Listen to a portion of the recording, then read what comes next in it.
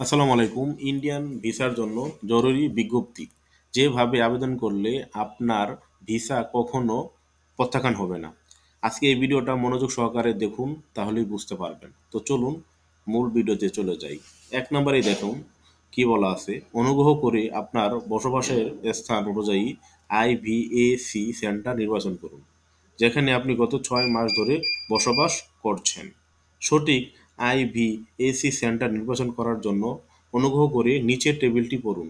যদি আপনার নির্বাচন টেবিল সারণী অনুযায়ী না হয়, তাহলে আপনার আবেদন প্রত্যাখ্যান হবে।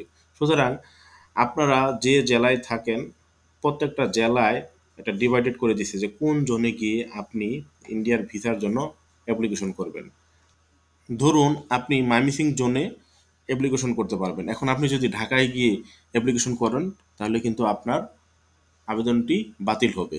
সুতরাং এইসব কারণেই কিন্তু আপনার ভিসার আবেদনটি বাতিল হয়। চলুন আমরা একটু জেনে নেই যে কোন জেলার মানুষ কোথায় অ্যাপ্লিকেশন ফর্ম জমা দিবে। প্রথমত এখানে আমরা দেখতে পাচ্ছি জেলা, তারপরে ওনারা একটা চার্ট দিয়ে দিছে, এই চার্টটা দেখে নেব। যেমন কিশোরগঞ্জ, গোপালগঞ্জ, গাজীপুর, ফরিদপুর, ঢাকা, নরসিংদী, নারায়ণগঞ্জ, মুন্সিগঞ্জ, মানিকগঞ্জ, মাদারীপুর, রাজাবাড়ী, শরীয়তপুর, টাঙ্গাইল।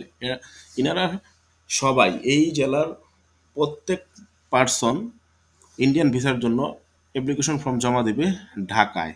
এদের মিশনও হচ্ছে কিন্তু ঢাকা, আর এনাদের আইভিএসি সেন্টারও হচ্ছে ঢাকা। তারপর যশোর, মাগুরা, ঝিনাইদহ, চুয়াডাঙ্গা, মেহেরপুর, নড়াইল, ফরিদপুর, রাজবাড়ী। ওনারা তাদের আবেদনপত্র জমা দেবে যশোরে। তাদের মিশন হচ্ছে ঢাকা, কিন্তু জমা আইভিএসি সেন্টার হচ্ছে যশোরে। সুতরাং আবেদনপত্র তাদের জমা দিতে হবে যশোরে। তারপরে সাতক্ষীরা, সাতক্ষীরাটার আইভিএসি সেন্টার হচ্ছে সাতক্ষীরাতেই, আর এদের মিশন হচ্ছে ঢাকা। তারপরে চলুন বরিশাল, ভোলা, বরগুনা, পিরোজপুর, পটুয়াখালী, গোপালগঞ্জ, মাদারীপুর। ওনাদের আইভিএসি সেন্টার হচ্ছে বরিশাল। সুতরাং তাদের ইন্ডিয়ান ভিসার জন্য যে আবেদন ফর্মটা আছে সেটা বরিশালে জমা দেবে, কিন্তু তাদের মিশন হচ্ছে ঢাকা।